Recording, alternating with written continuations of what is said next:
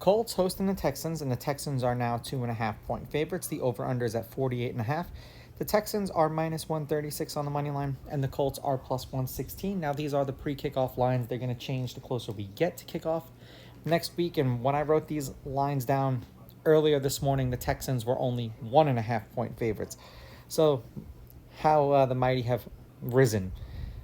Head-to-head, the Colts are 6-3. There was one game that they played against each other that finished as a tie. The road team's on a 3-game winning streak. The road team is 6-3 yet again because of the tie. The favorite is 5-5 against the spread, and the favorite is 7-2 on the money line. Obviously, when the game ended a tie, the underdog would prevail if you bet them that way because they're getting points. The under is 7-3, and the under at 48.5 is also 7-3. Division rivals, which is great because we get to know how these teams have done against each other, although Richardson did hurt himself last year, and now all he did was add more weight to himself in the offseason, which, some people think is a good thing. To me, this is just another telltale sign that we might have another Lamar Jackson on our hands. They played each other twice. The road team won both games.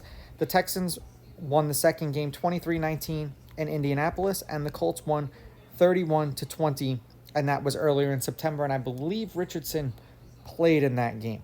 Now, if we're going to bank on the fact that when these two teams play each other, this is like the Jaguars are another one of these teams where when they play the Titans, it's like either the home team or the road team just dominates when they play each other.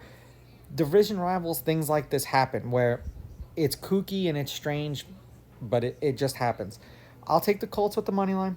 I will take the Colts getting the points. I will go over in this one, though. I do think that this might be a bit of a shootout. The Texans are going to be a very well-improved team, but when it comes to division rivals, I like to bank on the historical facts. And, hey, if this is the year that the Texans just decide that they're going to run through the Colts, so be it. These are just my picks. If you disagree, please go with your gut, and please bet responsibly.